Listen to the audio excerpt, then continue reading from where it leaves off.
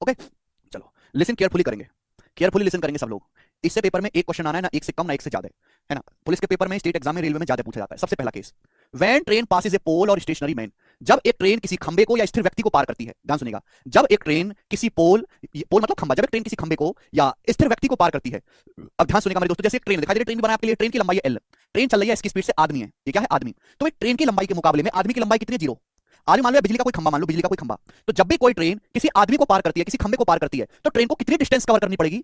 अगर ट्रेन इस आदमी को क्रॉस करना चाहती है तो कितनी डिस्टेंस ट्रेन को कवर करनी पड़ेगी, जितनी ट्रेन की लंबाई है। ट्रेन को अपनी खुद की लंबाई को पार करके आदमी के आगे आना पड़ेगा। तो जब भी ट्रेन किसी आदमी को पार करती है, ट्रेन कितनी डिस्टेंस कवर करती है, distance covered will be equal to length of train, अपनी लंबाई के बराबर। समझ में आया। जब भी ट्रेन किसी खंबे को या स्थिर व्यक्ति को पार करती है, तो ट्रेन को कितनी लेंथ चलनी पड़ेगी, अपनी लंबाई के बराबर। ये ट्रेन है, इंजन है, ट्रेन में लंबाई एल है, ट्रेन की स्पीड है, आदमी है। ट्रेन इस आदमी को पार करना चाहती है, तो ट्रेन को अपनी सारी लेंथ को क्रॉस करके आदमी के आगे आना पड़ेगा। कितनी डिस्टेंस करनी पड़ेगी, एल। अपनी कॉपी में उतार लो मेरे दोस्तों।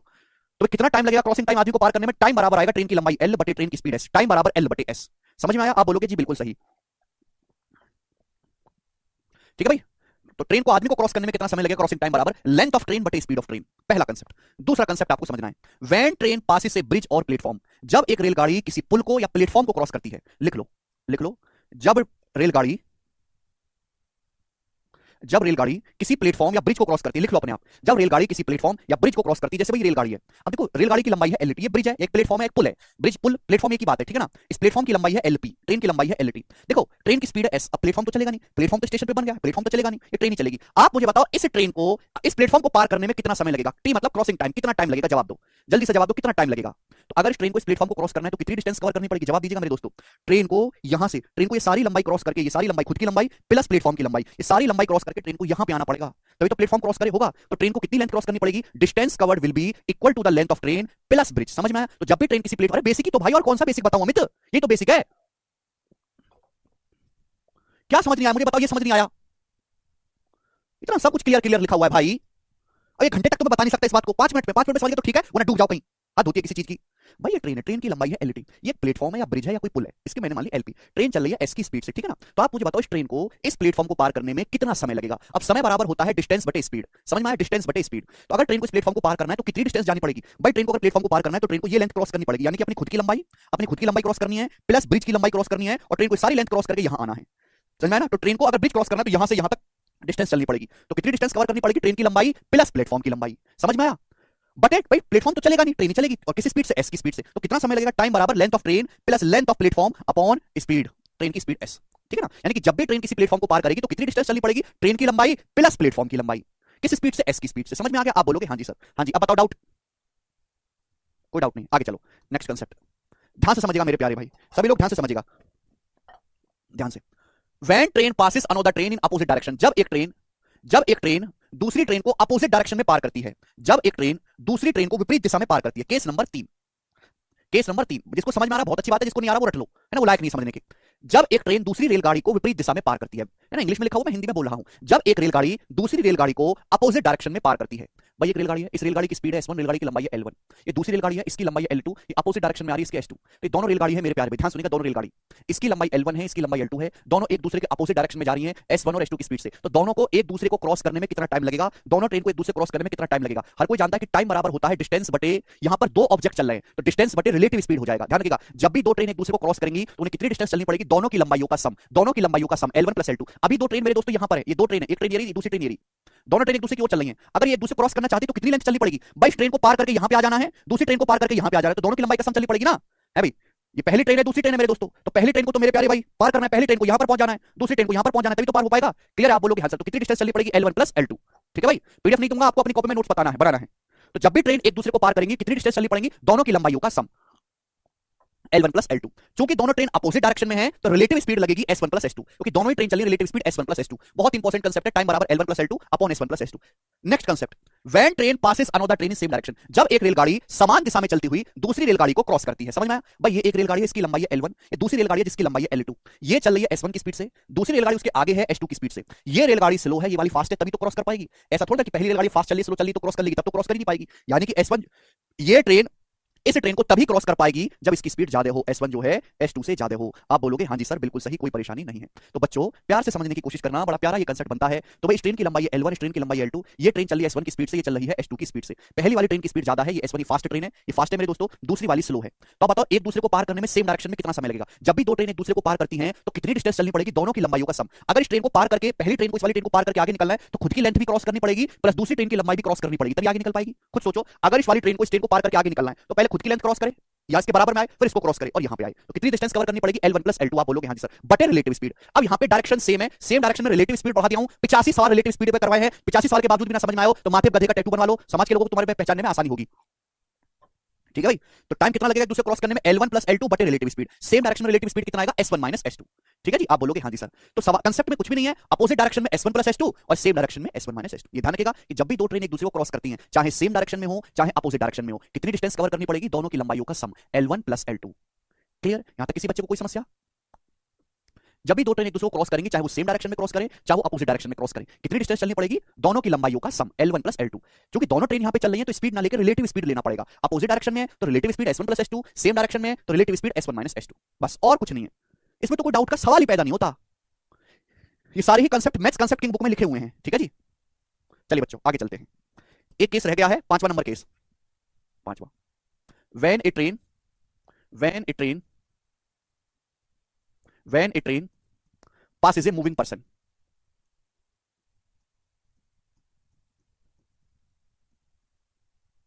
ठीक है बच्चे, लिख लेंगे। जब एक रेलगाड़ी किसी चलते हुए व्यक्ति को पार करती है, हिंदी वाले भाई लिखेंगे जब एक रेलगाड़ी किसी चलते हुए व्यक्ति को पार करती है, चलते हुए व्यक्ति को। अब इसमें भी दो केस बनते हैं।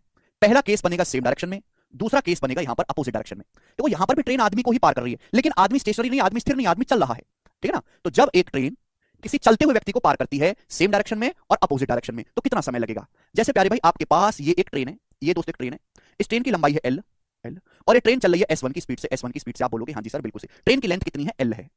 अब ये ट्रेन एक आदमी को क्रॉस करना चाहती है, ये रहा आदमी मेरे दोस्तों, ये आदमी है, ये आदमी चल रहा है ट्रेन की ही सेम डायरेक्शन में S2 की स्पीड से। कितने की स्पीड से? S2 की स्पीड से। तो कितना समय लगेगा पार करने में? तो आपको अच्छी तरीके से समझ आ चुका होगा खुद ही कि अगर ये ट्रेन इस आदमी को क्रॉस करके आगे निकलना चाहती है तो ट्रेन को अपनी खुद की लंबाई, पहले तो आदमी के बराबर में आएगी, ट्रेन बराबर में आएगी, फिर ट्रेन जो है अपनी खुद की लंबाई को क्रॉस करके आदमी से आगे निकलेगी। तो अगर ट्रेन इस आदमी को क्रॉस करना चाहती है तो ट्रेन को कितना समय लगेगा? टाइम बराबर डिस्टेंस बटे रिलेटिव स्पीड। बट ट्रेन की लंबाई कितनी है? L बटे रिलेटिव स्पीड। क्योंकि ट्रेन भी चल रही है और आदमी भी चल रहा है, डायरेक्शन सेम है, तो रिलेटिव स्पीड आएगा S1 minus S2। S1 minus S2 समझ में आ गया? आप बोलोगे हाँ जी सर बिल्कुल सही, एकदम अच्छी तरीके से समझ में आ गया। यहां तक किसी बच्चे को कोई परेशानी ना? अगर ट्रेन, मेरे दोस्तों ध्यान सुनिएगा, ट्रेन आदमी का अपोजिट डायरेक्शन ये एक ट्रेन है मेरे प्यारे भाई, रेलगाड़ी है इसकी लंबाई है L। बिल्कुल बेकार बालक यार तुम लोग, बिल्कुल बेकार। पता नहीं क्यों तुम लोगों को पढ़ने की इजाजत दे दी है भाई। तुम लोगों को तो मनरेगा में काम करने के लिए लगाना चाहिए सरकार को। तुमको पढ़ने की सलाह दी किसने है? ज्यादातर बच्चों को कंस्ट्रक्शन के काम में लगाना चाहिए तुमको यार, किस काम तो आओगे? हद होती है। रिलेटिव स्पीड पर 80 सवाल करने के बावजूद इनकी खोपड़ी खुली नहीं है, तो कैसे खोपड़ी खुलेगी बताओ? पेच कैसे खोल दिया अब है? ये ट्रेन है जिसकी लंबाई है L, इसकी स्पीड है S1। ट्रेन के अपोजिट डायरेक्शन में एक आदमी चल के आ रहा है S2 की स्पीड से। तो इस रेलगाड़ी को, इस आदमी को क्रॉस करने में कितना टाइम लगेगा? जवाब दो, कितना समय लगेगा? ये ट्रेन अगर आदमी को क्रॉस करना चाहती है तो कितनी डिस्टेंस कवर करनी पड़ेगी? ट्रेन को अपनी पूरी लंबाई क्रॉस करके आदमी को ओवरटेक करना पड़ेगा। तो कितना डिस्टेंस कवर करनी पड़ेगी? खुद की लंबाई L बटे रिलेटिव स्पीड। भाई ट्रेन और आदमी अपोजिट डायरेक्शन में, तो रिलेटिव स्पीड जो हो जाएगा वो हो जाएगा S1 plus S2, S1 plus S2। आदमी की जो लंबाई है वो ट्रेन की लंबाई के मुकाबले 0 मानते हैं, तो इसलिए यहां पे आदमी की लंबाई का कोई जिक्र नहीं है। ठीक है जी, आप बोलोगे हाँ जी सर बिल्कुल सही, कोई प्रॉब्लम नहीं है, कोई दिक्कत इसमें? ठीक, तो नेक्स्ट और आखिरी कंसेप्ट अब आपके सामने पढ़ना है, नेक्स्ट और आखिरी कंसेप्ट, और इसको बड़े प्यार से समझिएगा। बच्चे अक्सर इसमें कंफ्यूज होते हैं, अक्सर इसमें बच्चे कंफ्यूज होते हैं। ध्यान से सुनिएगा मेरे प्यारे भाई, नेक्स्ट और आखिरी। ठीक है ना? रियरली इस पे सवाल आता है पेपर में, लेकिन बच्चे गलत करके आते हैं क्योंकि उनको पता ही नहीं होता, स्किप कर देते, इस कंसेप्ट को पढ़ते ही नहीं ना, टीचर पढ़ाता है, वो जानता है बच्चा पढ़ ही नहीं, समझ नहीं पाएगा, बुद्धि नहीं है। पर मैं तो समझाऊंगा भाई, तुम्हें से कुछ तो काम होंगे 100 में से 5-10 वाला, उनका नुकसान नहीं होना चाहिए। When a train passes a person sitting in another moving train, when a train passes a person sitting in another moving train, जब एक चलती हुई रेलगाड़ी दूसरी चलती हुई रेलगाड़ी में बैठे किसी व्यक्ति को पार करती है। हिंदी वाले भाई लिखेंगे जब एक चलती हुई रेलगाड़ी दूसरी चलती हुई रेलगाड़ी में बैठे किसी व्यक्ति को पार करती है। जब एक रेलगाड़ी दूसरी चलती हुई रेलगाड़ी में बैठे किसी व्यक्ति को पार करती है, रेलगाड़ी को पार नहीं कर रही, दूसरी रेलगाड़ी में बैठे हुए किसी पैसेंजर को पार कर रही है। जैसे मेरे प्यारे भाई ये एक ट्रेन है जिसकी लंबाई है L1, इस ट्रेन की स्पीड है S1। ये दूसरी ट्रेन है मेरे प्यारे भाई। अब इस दूसरी ट्रेन की फर्स्ट क्लास एसी में पैसेंजर बैठा ही रहा। अब इसकी फर्स्ट क्लास जो है इसमें एक पैसेंजर बैठा मेरे दोस्तों, ये पैसेंजर बैठा है, मोदी जी बैठे, मोदी जी को नहीं बिठाते, कोई और बिठा लेते हैं, मैं ही बैठा हूं। चलो, ये ट्रेन है जिसकी लंबाई L1 है, स्पीड है S1। एक दूसरी ट्रेन है मेरे प्यारे भाई जो इसके सेम डायरेक्शन में जा रही है S2 की स्पीड से, सेम डायरेक्शन में। अब इस ट्रेन में मेरे प्यारे भाई एक आदमी बैठा हुआ है फर्स्ट क्लास एसी में। तो आप बताओ इस वाली ट्रेन को, इस आदमी को क्रॉस करने में कितना समय लगेगा? भाई आदमी बैठा है ट्रेन में, तो जिस स्पीड से ट्रेन चल रही होगी आदमी भी उसी स्पीड से चल रहा होगा। आदमी तो ट्रेन में बैठा है ना, तो जो ट्रेन की स्पीड है वही आदमी की स्पीड होगी। यानी कि मुझे इस ट्रेन को क्रॉस नहीं करवाना, मुझे ट्रेन में बैठे आदमी को क्रॉस करवाना है। बात समझ में आई कि नहीं? यानी कि मैं इस ट्रेन को गायब कर देता हूं, आप बस ये देखो कि ये आदमी चल रहा है S2 की स्पीड से, आदमी बैठा हुआ ट्रेन में, तो ट्रेन जिस स्पीड से चल रही होगी मेरे प्यारे भाई, आदमी भी उसी स्पीड से चल रहा होगा। तो यानी कि अल्टीमेटली कंसेप्ट ये बन गया कि भाई इस ट्रेन को, इस आदमी को क्रॉस करने में कितना समय लगेगा। तो टाइम क्या लगेगा मेरे दोस्तों? डिस्टेंस बटे रिलेटिव स्पीड। कितना टाइम लगेगा? टाइम बराबर डिस्टेंस बटे रिलेटिव स्पीड। भाई ये वाली ट्रेन क्रॉस करेगी, अब ये वाली ट्रेन क्रॉस करेगी, तो इस ट्रेन की लंबाई कितनी है? L1 बटे रिलेटिव स्पीड। रिलेटिव स्पीड अगर डायरेक्शन सेम है तो S1 माइनस S2 आ जाएगा, डायरेक्शन अगर अपोजिट है तो S1 प्लस S2 आ जाएगा। समझ में आया कि नहीं? दूसरी ट्रेन की लंबाई का यहां पे कोई लेना देना नहीं है, दूसरी ट्रेन की लंबाई का यहां से कोई लेना देना नहीं है। समझ में आ गया मेरे प्यारे भाई? तो बच्चों ये एक ट्रेन है जो दूसरी ट्रेन में बैठे किसी पैसेंजर को क्रॉस करती है, दूसरी ट्रेन में बैठे, चलती हुई ट्रेन में बैठे किसी पैसेंजर को क्रॉस करती है, ये वाली ट्रेन, पहली ट्रेन।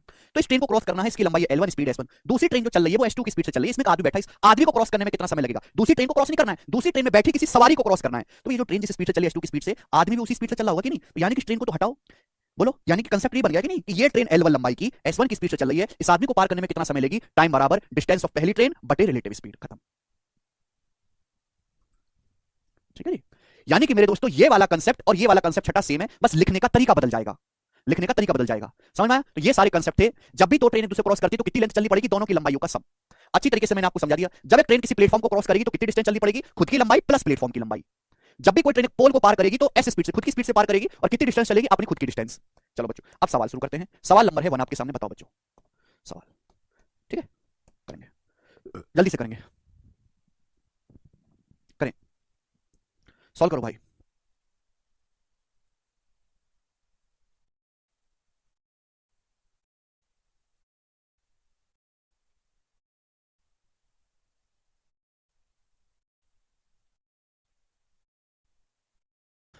एक्स की स्पीड से एक ही दिशा में। ठीक है, if all the three met at another point at the same instant during the journey, यदि यात्रा के दौरान सभी तीनों एक अन्य स्थान पर एक साथ मिलती हैं, यात्रा के दौरान सभी तीनों मेरे प्यारे भाई एक अन्य स्थान बिंदु पर एक साथ मिलती हैं, तो आपसे पूछा है x का मान ज्ञात करें। All the three met at another point at the same instant during their journey, what the value of x। बहुत अच्छा सवाल है भाई। जैसे एक जगह है, यहां से तीन रेलगाड़ी चलना शुरू करती है, एक 5 बजे, एक 6 बजे, एक 7 बजे, है ना? एक 5 बजे, देखो हर चीज को मैं लिख नहीं सकता, बोर्ड पे देखा करो। 5 बजे, 6 बजे, 7 बजे, 60 की स्पीड से ये चलिए 5 बजे जी शाम को, ये 6 बजे, और मेरे दोस्तों ये चलिए यहां से 7 बजे। 60 की स्पीड, 80 की स्पीड से तीनों रेलगाड़ी एक अलग स्थान पर एक ही दिशा में चल रही है, एक साथ मिलती है। एक्स का मान बताओ। तो ये रेलगाड़ी 5 बजे चली है, 6 बजे, तो पहली रेलगाड़ी तो 1 घंटा के लिए चली ना, 5 से 6 बजे तक, 5 से 6 बजे तक 1 घंटा के लिए चली। मैं 6 बजे की कहानी दिखा रहा हूं कि 6 बजे तक क्या हो गया, देखते देखते 6 बजे तक पहली रेलगाड़ी 5 बजे से 6 बजे तक 1 घंटा के लिए चली 60 किलोमीटर। तो पहली रेलगाड़ी 60 किलोमीटर के लिए चली है 6 बजे। फर्स्ट रेलगाड़ी मेरे दोस्तों यहां पे आ गई, फर्स्ट रेलगाड़ी अब ये चलिए 60 की स्पीड से मेरे दोस्तों ए। सेकंड जो है अब यहीं से स्टार्ट हुई 80 की स्पीड से बी। तो आप मुझे बताओ कि ये बी जो है ए को कितने टाइम के बाद पकड़ेगी? ये जो है, ये जो बी है, गाड़ी जो बी है, ये ए को कितने टाइम के बाद पकड़ेगी? जवाब दीजिएगा, कितने समय के बाद पकड़ेगी? तो टाइम बराबर आएगा मेरे दोस्तों डिस्टेंस 60 किलोमीटर बटे रिलेटिव स्पीड 80 माइनस 60 20, यानी कि 3 घंटे। 3 घंटे के बाद ये जो गाड़ी बी है, गाड़ी ए को पकड़ेगी 3 घंटे के बाद। 6 बजे में अगर मैं 3 घंटा जोड़ूंगा तो 9 बजे, 9 बजे जो है गाड़ी बी जो है ए को पकड़ लेगी 3 घंटे के बाद। अच्छा 3 घंटे में गाड़ी बी चलेगी कितना?